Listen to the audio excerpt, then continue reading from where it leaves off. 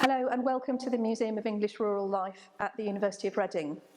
I'm Isabel Hughes and I'm Head of Curatorial and Public Engagement.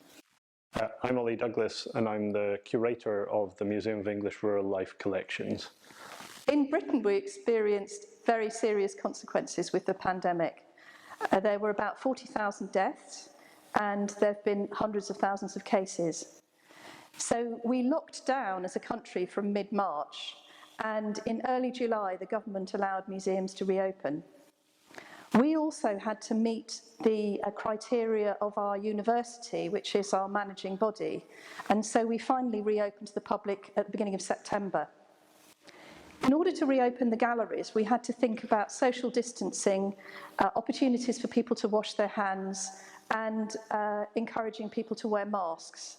I'm not wearing one at the moment because I'm a safe distance from our camera woman, but in general we wear masks around the museum and certainly in the staff areas where we're close to one another. We've also had to remove a lot of tactile experiences from the galleries, which has been disappointing for visitors, but instead we have moved as much as we can online and we've started to develop digital resources. As we were planning to reopen, we attended various meetings with other cultural bodies, and one of the key themes that came across was giving people the confidence to make a visit. And we've produced a film which people can look at before they decide to make a booking with us, and it shows exactly what the visit will look like. And it was voiced by our very charming visitor services supervisor. So it's very much a warm, not particularly curatorial type of presentation. Hello, welcome back to the MERL. I'm Angela, I'm the Visitor Services Supervisor. I'd like to show you some changes that we've made to make your visit as safe and as enjoyable as possible.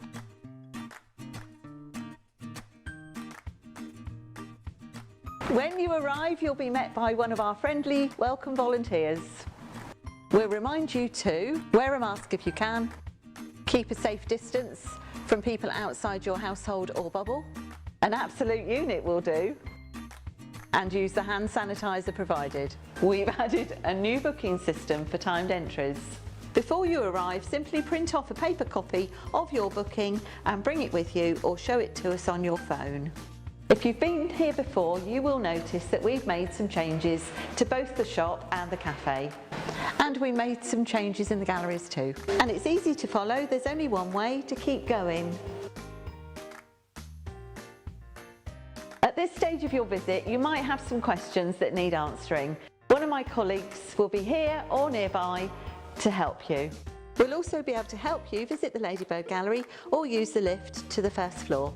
We've had to tweak some of our interactives in the galleries, including our lovely VR quad bike. You can access our VR films on our YouTube channel and our app. And finally, we're going to visit Digging Deeper and see some ploughs. Well, I don't know about you, I'm ready for a nice cup of tea. Our cafe offers a wide range of hot drinks. These include English grown tea, lovely hot chocolate and a lovely bespoke filter coffee. As you can see, we've got reduced seating in the cafe, but we do have the garden. Thank you for joining me today. It's been brilliant to have you back and we hope that you'll come and visit us very soon. The next challenge for us was what to do about all the events that we'd planned for throughout the year.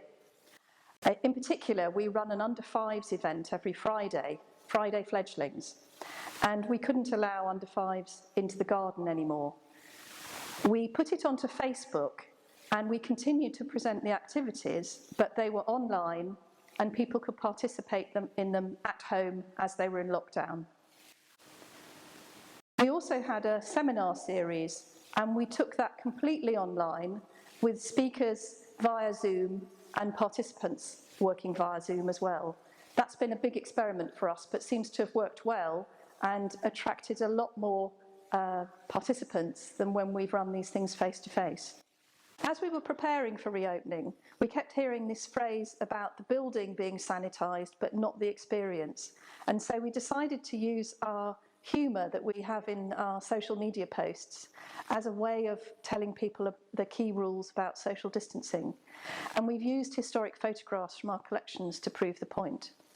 We've also had a number of visitors who have said what a shame it is that there aren't as many things to handle in the galleries. So we've upped the number of trails that we have so that children can go around and spot things. And we've added more trails in the garden as well.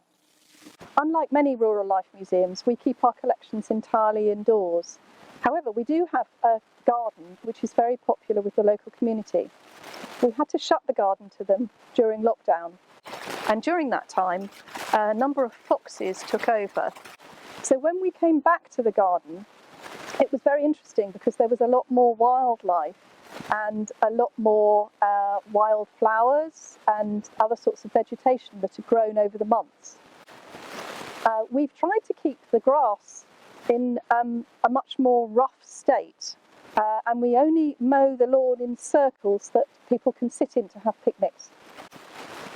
We have a play tractor out in the garden, and we decided that at their own risk, people could continue to use the play tractor, but we do encourage washing of hands and limiting of the numbers of people that go on it. So since the pandemic began, we have obviously tried to move a great deal more of our programming and content online. So some of the things we would usually do here in the galleries, events and programming that might link to things that come up during that period that we were closed, or since the phased reopening of the galleries and the museum spaces, are things that we've tried to do much more online. A good example of this is material connected to the Women's Land Army. So it was VE Day celebrations during the closure period, and we moved online with online exhibition content about the Women's Land Army and about land girls, stuff that we'd normally have done much more of here in the gallery beside displays like this that contain photos and collections that link to land girl history. We also provided object handling experience content online, relating the experience of handling footwear in your own home to the experience of looking at and seeing object collections and footwear that relate to the Women's Land Army here in the museum itself. We were also able to provide guest-written blog content and other blog content that provided deeper and richer engagement with this history. I'm standing here in front of some cases that hold objects from the wider museum's collections, and these objects are ones that we've chosen particularly for use in handling sessions here in this space, and also use on our object handling trolley out and around the museum's galleries. Now at the moment, both during lockdown when the museum was closed and since we've reopened, it's been much more difficult to find ways to think about providing tactile, hands-on experiences for our visitors and our users, whether visitors coming to look at the galleries or visitors coming as part of an organised group visit. So instead of that, we've been thinking through how we might provide object handling experiences from home. So instead of people coming in, getting a chance to get hands-on with collections here, we're thinking how we might give them a chance to think about things that they have in and around their own home and use those as a vehicle for thinking about the heritage that we house and look after in the collections. So through a number of blogs, either for our online programming or separate to that, we've had a chance to think through some objects in the museum in connection to things that you have around the home. So we worked hard during the closure period to try and draw attention to collections that are normally accessible to the visiting public, including these smocks that you can see in these cabinets beside me. This is up in the museum's publicly accessible store.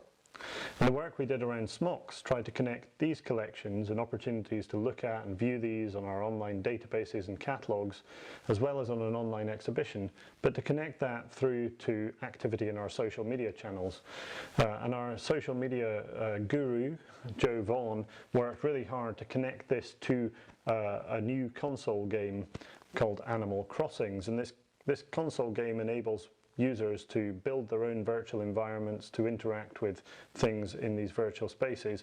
And one of the things that Joe asked them to do was to check out our smock collections and respond to these creatively by building a smock or designing a smock in Animal Crossings. And they responded in large numbers, and we got really exciting and creative ideas back from our many online users.